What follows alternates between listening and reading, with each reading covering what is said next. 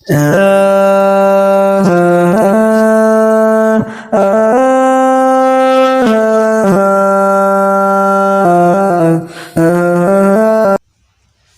الله الرحمن الرحيم الحمد لله رب العالمين صلاة وسلام على رسول الله وعلى آله وصحبه أجمعين وبعد السلام عليكم ورحمة الله وبركاته إن شاء الله كوجمتوتا وردفتوتا ميديا جي تي دي هر اللي الحمد لله إذن ربي علاماتني ولتدي بني جرا متى دريك إن جوابتو بيا راتين وانا نتقبلني سنين يعني دي ما أقوم مادي أقولهم إسلام مادي هكذا إسلام ما كيستي صدركها كبا إسلام ما بوثا كمي كنفي نموني أقوم جاراني رت جارماني تنتولن أقام تولني إيه سجاني سينا كمي دنيا تنكيستي دي سوان جدول والقبتي دين إن شاء الله أقوليس في كبجامع كان وجين فضيلة الشيخ عبد الواحد وجين إن شاء الله تفتيرو قبابا سنيتاتنا مش الشيخ عبد الواحد صدركها أقوم ما قبو إسلام ما كيست هجمع إسلام ما تنكيستي أقوم ما فني تجاهل ودا كنو إسلام ما أكثر كارو كاسو موتو والرئيس أبى تلي فايدة كمي كبجتني تيجي بارك الله فيكم. بسم الله الرحمن الرحيم الحمد لله رب العالمين وبه نستعين على أمور الدنيا والدين أما بعد السلام عليكم ورحمة الله وبركاته. مريدا لافين سناغوتني والمريدا وانا ملكا غاري راكافتني واني حكوم ما يجون وان قدادا متدري وقدا في كيستي قبتي ديمو حكوم ما يجون كني ما شاء الله ربي كنا اللي دبتي قرانا كيستي ما يتي يجرو انما المؤمنون اخوه ومن تون ما اللي أقول وانجل ربي نتاسجر وان ربي كانوا تاسو سبحانه وتعالى اني وان قدا تانا فايدا قبانانين نمني وصريهم مانتين آنهم مالونتين والجلال نسونتين نمن أمنتي تكخيس سيني يوجده أبولي وانجده أبولي سفي كقراء دوان الجب يوسف ربي كنوان كان يجب يسير بته إرجم ربي اللي نجار رحمن التعيراتو كونوا يا عباد الله إخوانا المسلم أخو المسلم يعني يا قبروت ربي يا قبر ربي أبولي وانتهى من جدي نتنو آمني ينججو مالي في إسلام ما كنا ملء بالإسلام ما نم إسلام ما قبلنا أمنتي قبو أبولي وويتي قراء ولينياتا والبرد آبتان نمني يو أبولي سته هم تولد هيات وخيري وليات يجو دنياني سلبرد آبتا بيكم سامل البرد آبتا نمني أبولي سوفي فايدة ودافي أبولي ما أنتوني أبولي موان أبولي ما دا أكا أمنتي كينا كيستي كيه قد قبض يتني ياد يجو ما شاء الله بارك الله فيكم. جاء أبولماني إسلام ما كيستي ركني أولاتي رسول ربي صلوات ربي وسلامه عليه أكما شهادرك هار كيساني جيتين دورا والجلالة والقبضة تكوتو تيجا أجج قد باسني والقبضني هكذا جهاد في يدو غرغرا كيستي معركة غرغرا كيستي مكانا من توكو إسام براك أبا موتني لولا موتي يوكا موتو أجيبا موتين لبون نموتا باي وي باي إسلام ما كيستي مالك بوليس إسلام ما جتوني غا وركين أرقام دي ويدي بلال بن رباح بيا كينيا كان أستوري جراتا بيا كينيا تران جرينيا بيا سودي سباسي ورا مكة وجيني رو دي رقا في جراتا توري صحابة وجين جراتا توري إسلام ما نرفتك إسلام ما نرفتي نجيتي رسول ربي ورّا وجد على تسام قوتو ما قوتو تي ورّا إسلام ما قبضين أتشي كبه بلال قبرته ولين نما قراجته ولين كاغا وني جدو إساني جدو وين جره وفي قبلي أكا أجايبا كانتي برد برسني تنين مودين إساني قولتني كنا إسلام ما حكومة إسلام ما وانقود دودا قال شيخ الإسلام ابن تيمية رحمه الله فكين أبولمما دا جدي ابن تيمية كمثل اليد والعين فكين أبولمما دا أكا حركة في إيجادي إذا تعلمت اليد يو هركتوني لالتي ركو ويتقالي بقت العين إجيمبوت لالو هركت قالي إجيمبوت وإذا دمعت العين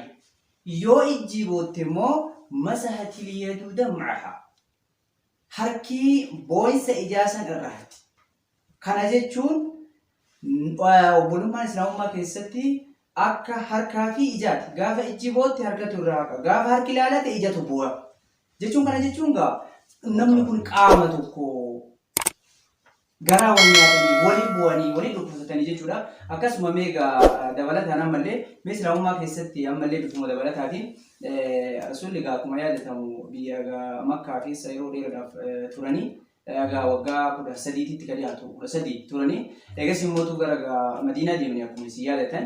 meeqatti dhaqaniitiin hin jedhan obbolummaa ijaaruu keessatti gaheen isaan taphatanii akkasuma immoo warri isaan itti dhaqan suni bifa kamiin isaan simatanii obbolummaan maal isaanii hojjetti jettanii yaadan achitti. Waan bareeda isinoo akkuma irraa kaaftanii jettanii misaala nama tokko gootanii bilaal biroo qabattanii akkuma isin amma kaaftan kanatti obbolummaa waan guddaadha. Sahaabaa fi Rasuula Rabbii sallallahu alaihi wasallam waan guddaa dalagaa Rasuula Rabbiidha.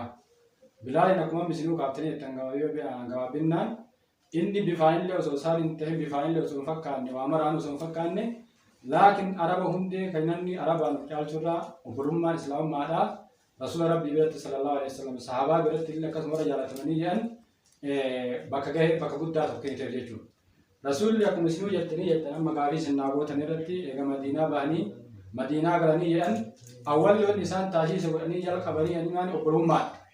Hedduu aakaa beeknal muhaajiriin wal ansaar hedduu muhaajirtootaa fi hedduu ansaaraa obbolummaa godhanii wal qabadhaa jedhanii ka duraan uummanni jaahiliyyaa obbolummaa jedhanii wal dhaalla jedhanii haaluu walii godhansinii miti islaamummaa irratti wal jabeessanii wal nyammallee obbolummaa godhanii nama hedduu keessatti Rasuula Rabbii sallallahu alaihi wasallam obbolummaa ijaaranii jedhanii hamma obbolummaan isaanii kun bira dabree deebi'ee isaan ijaaramu akkuma Rasuula Rabbii irratti kaasan sallallahu alaihi wasallam isaan illee sahabii illee qabatanii duuka deemanii haga namni tokko lubbuu ofirraa obboleessuu fi caalchifatu haga akkasuma ammallee kan namni niitii lama qabu niitii xiyyeetanaa ammallee Abdurrahmaan bin Awfii fa'a niitii xiyyeetanaa keessaa tafeeti ilaalladhu sii dhiisaa sii kenna jedheeni haga sadarkaa kanaa ga'e jechuudha. Maaliif wanti kun marti hara namni niitii jaalatu niitii fi haadha warra mana ofiidha gasii dhiisaatiin fuuta bakka kana obboleewwan taana jedhaniitiin sadarkaa kana waliin gahuun obbolummaan kuni waan jabaa jechuu akeeka jechuudha. Abdurrahmaan bin Awfii radiyallahu anhu wardaa maal jedheen malee rabbi barkaasee haa godhu qabadhu jedheeni akkasittuma obbolummaan kun turanii namni kun obbolummaan sahaabaan eegol qabatanii wal ijaaranii jedhan hattan jihaada keessatti illee maarakaa keessatti illee wanni seenaan isaan dalagan waan obbolummaa irraa yoo dubbanne jenne waan sa'aatii ammallee kaa guddaa fudhate jechuudha. Wanni isaan achi keessatti illee dalagan biyya keessatti illee wajjin dalagan waan guddaadha akka baay'ee namaatu beeku har'a namni garii munshida nama garii irraa wajjin dhagahee jiru waan obbolummaan dalagdee jette hedduu maarakaa keessatti hedduun nama quba qabaa gurraa qaba jechuu kana ammallee hiyyaannaa kanaaf Rasuula Rabbii sallallahu alaihi wasallam akkuma isinuu jettan eega Madiinaa galanii jedhaniin wanni isaan dalaganii obbolummaa awwalatti mata duree godhanii aakaa beeknal muhaajiriin wal ansaar hedduu muhaajirtootaaf hedduu ansaaraa nama biyya birootii keessatti dhufee obbolummaa godhanii damee kana ijaaranii diinaa kunillee sababatanii ijaaramee dhasnuun gahee haga ammaa dameen wanni achi nu gahimmaanni obbolummaa isaan ijaaramanii irratti tolii qabamanii jennaaniin diinaa kun achirra deemee as gahee jechuu hin dandeenye jechuudha. Maashaa Allah waan barakallahu fiik. Dabalataan ammallee maqaa obbolummaa qofaan Rasuulli Rabbii sallallahu alaihi wasallam sab'atu yudhilluhum Allahu fi dhillihi yawma la dhilla illa dhilluhu. Guyyaa qiyaamaa guyyaa gaaddifni hin jirre gaaddisa Rabbii alamaa malee guyyaa san keessa maqaa obbolummaa qofaaf maqaa karaa Rabbii keessatti wal jaalatu qofaaf yaaminsi warra karaa Rabbii keessatti wal jaalateef godhama jedha. Maal jedhamee ayna almutahabbuuna fiyya eessa jiranii warri naaf jecha diinii kiyyaaf jecha jannata barbaaduuf jecha wal jaalatanii wal qabatan eessa maqaa jira jedhuun jannanni addatti isaanii qophaa'ee egaa jannata isinii jechuun guyyaa qiyaamaa warri akkanatti wal qabatan kun gaamallee gaafii dabalata obbolummaa jechuun waan guddaadha silaa osoo obbolummaan tun jiraachuu baatte egaa diiniin kun qabatu namni isa qabatu namni isaan deemu hin jiru gaafa badriin beeytanii Rasuulli Rabbii baay'ee rifatanii warri waliin deemu obboleeyyan kiyya kun yoo na biraa kufan yoo na biraa dhuman lan tu'bada fi hal ard eenyu si gabbara gabbaramuu hin dandeettu obboleewwan kiyya kun kana wajjin jiran kun yoo na biraa kufanii jedhanii baay'ee rifatan waan obboleewwan isaaniiti kanaaf diinii kana baadhatanii asiin gahuudhaaf gaheen obbolummaan qabu gaa islaamummaa keessatti rukniidha yoo jenne malee bakka biraa kaa'uu hin dandeenyu gaa waan guddaa wayiiti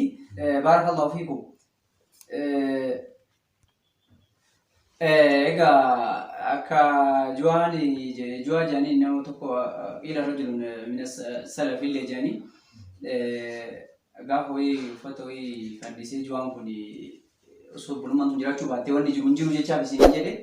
uffata fannisee halkan beektan jennaan ollaan itti yaa'e maayyita jedhee itti yaa'ee jennaan kootii fannifadhee kootiin kun achirraa na jalaa jige kufe saniif bu'a jee maa boottaree kootii kufeef boottaa jennaan osoo ani keessa jiraadhee nafaa jedhe. Dhugaadha. Osoo uummanni suni wal qabatee tokko ta'ee diinii kana nu biraan ga'uu baate nullee tarii sadarkaa amma akka itti bareennee ittiin deemnee addunyaa kana ibsinee ittiin hin jenne kana bakka kana ga'uu hin dandeenyu jechaaf isin jedhe meegaa amma sa'aatiin kennallee sa'aatii muraasa daqiiqaan nu kenname yaada goolabbiidha maal jettaniitiin obboleeyyan keenya warra hordoftoota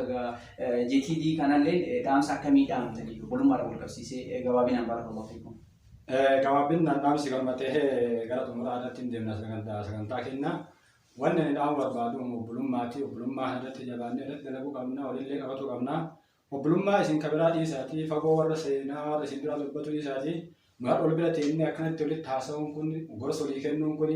warri miidiyaa kanaallee nu waamee asitti jechuun kun maal obbolummaan jiraannaan. Namni osoo obbolummaan hin jiraatin jaalalli hin jiraatin ijaan ol arguun fedhu ol biraa taa'uun fedhu sa'aatii fi ammallee gubeetiin walii fayyaduu hin danda'u jechuudha. Kunis haasawa namaallee dhageeffatuun barbaadu rabbiin islaamummaa tanuu kennaan obbolummaa guddaa nuu kenne dhaamsi kiyya guddaa wanna namallee dhaamu wal jalaan mallee ilaaluu dhabnee obbolummaa jabeeffatuu qabnaadha. Obbolummaan kun waan guddaadha harkaan islaamummaa keessatti bakka gahee guddaa tokko qaba jechuudha. Rabbiin kenna akkuma irraa dubbatee ergamaan rabbiillee sallallahu alaihi wasallam irraa dubbatee salamni isaaniifillee bareechisanii irra haasanii wanni obbolummaadha waan gabaabduu hagana jennuu miti faayidaan isaallee waan guddaadha. Kanaafi isin warri miidiyaa kunillee irratti jajjabaannee obbolummaa keenya cimsatuu qabna. Waan obbolummaa keenya miidhaa waan isii jala deemee ammallee hushootti ta'a aramaa ta'a jala ammallee ka farra aramaa kana irraa dhabsiifneen wal jala laaluu dhabnee nu wal jaalannee yoo jennee rabbiin kennallee nu jaalataa bakka tokko geennaa bakka yaadne geennaa bakka jiru kanarraa deemnee bakka tokko ga'uu dandeennaa. Diinaa kanallee akkuma sahaabaan asiin nuun gahanii jedhan nullee dhala kennallee duubatti hambisuu dandeenya jechuudha. Obbolummaa waan guddoodha. Kanaafi jajjabaannee obbolummaa keenya irratti haasa'uu isin jedha.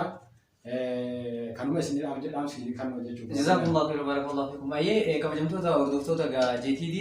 sagantaa keenya gaarraa gabaabaa mi'aawu kana asumatti isin goolabna. Aga yeroo bira sagantaa biraatiin walitti deebinuuf dhaamsi obbolummaan isin goonetti hin jenne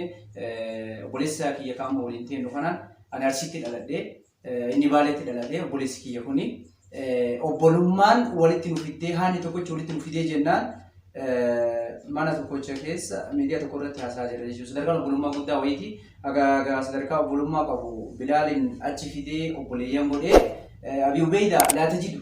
jechi irratti wayiitiin hin jedhe maqaa obbolummaan jidduu isaaniitii fi jidduu mootuu warra makkaatii dhabamuutiin abbaa isaa akka isin beeytan san morma irraa buusitiin hin jedhe obbolummaan kaan achi fageessitee kaan as qabu keessatti maqaan obbolummaa islaamummaa kun waan guddaadha. Baarakallahu fiikum akka sagantaa biraatti walitti deebinuuti. Wassalaamu alaikum wa rahmatullahi wa barakaatuh. Bismillahi jennee maqaa keen jalqabna alhamdulillahi.